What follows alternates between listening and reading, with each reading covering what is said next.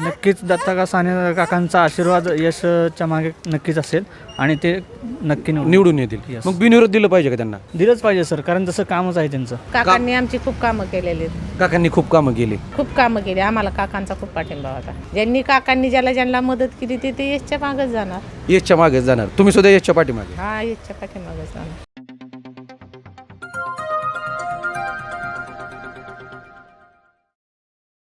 कितने साल से यहाँ रहते हो?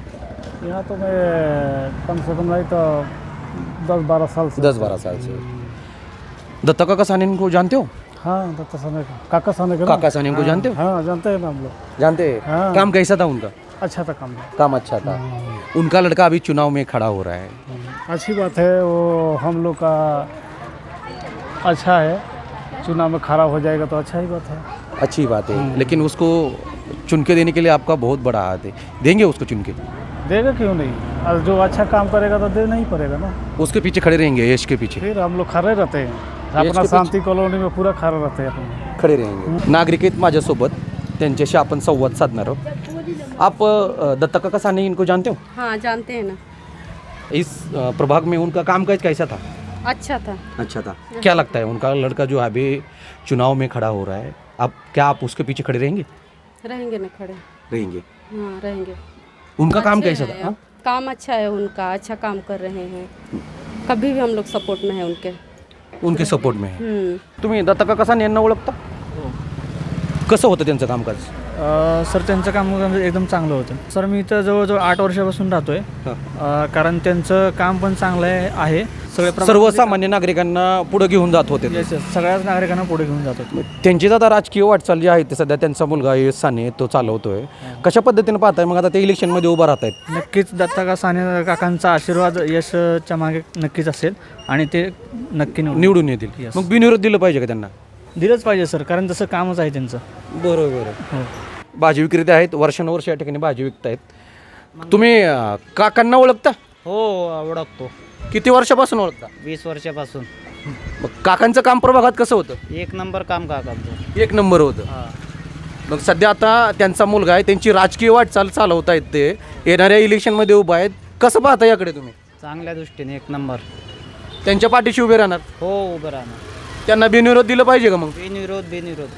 बिनविरोध दिलं पाहिजे. हा, बिनविरोध दिलं पाहिजे. काकांचं काम त्याच पद्धतीने होतं, त्याच्यामुळे त्याला बिनविरोध दिलं पाहिजे. हा, बिनविरोध. काका तुम्ही किती वर्ष झालं इथं आहात? 5 वर्ष. 5 वर्ष झालं. 5-10 वर्ष झालं राहता इथे. काकांचं काम तुम्ही पाहिलं असेल, ऐकलं असेल? हा, साने काकाचं काम चांगलं आहे. सर्व पहिल्यापासून चांगलं आहे. बघत राहिलो त्यापासून चांगलं आहे. सर्व सुखसुविधा मिळाल्यानंतर आपल्याला कोण पाहिजे? बरोबर आहे. पण दत्ता काका सानेचं चांगल्या प्रकारे काम होतं. चांगलं आहे एकदम. चांगलं काम आमचे कामं केले आहे ना. दत्ता काकांनी तुमची चांगल्या पद्धतीने कामकाज केली. चांगले डॉक्टरचे, औषधीचे, दवाखान्याचे कामं सर्व पूर्ण आटपले. प्रभाग क्रमांक 1 मधील नागरिक आहेत, आपण त्यांच्याकडे जातोय. सध्या प्रतिक्रिया जाणून घेतोय आपण. किती वर्ष झालं राहता इथं? इथं बरेच झाले, 20 वर्ष झाले. 20-25 वर्ष झालं राहत आहे. हां, 20-25. स्वर्गीय दत्ता काका साने यांचं कामकाज कशा पद्धतीनं होतं प्रभागात? चांगलं होतं ना. 1 नंबर होतं. 1 नंबर होतं. सध्या आता दत्ता काका साने जे आहेत ते आता म्हणजे हयात नाही आहेत. देवाला चांगलीच माणसं आवडतात. त्यांची राजकीय वाटचाल जी आहे ते त्यांचा मुलगा यश साने तो सध्या चालवतोय. निवडणुकीच्या रिंगणात तो आता सध्या उभा राहतोय. मग कसं पाहता त्याकडे? म्हणजे बिनविरोध दिलं पाहिजे का तुम्ही त्याच्या पाठीशी उभे राहणार? मग नाहीत ना, आम्ही पाठीचे आहेत ना. त्याच्या पाठीशी उभे राहणार. हो. मग बिनविरोध दिलं पाहिजे कसं पाहता त्याकडे तुम्ही? हां, बरोबर आहे ना. दिलं पाहिजे. बिनविरोध दिलं पाहिजे. दिलं पाहिजे. म्हणजे काकांच्या जसं पाठीशी राहत होतं तसं यशच्या पण पाठीशी राहणार. हो, राहणार ना. राहणार, नक्की राहणार. काकांनी सर्वसामान्यांची कामकाज केली. केले ना.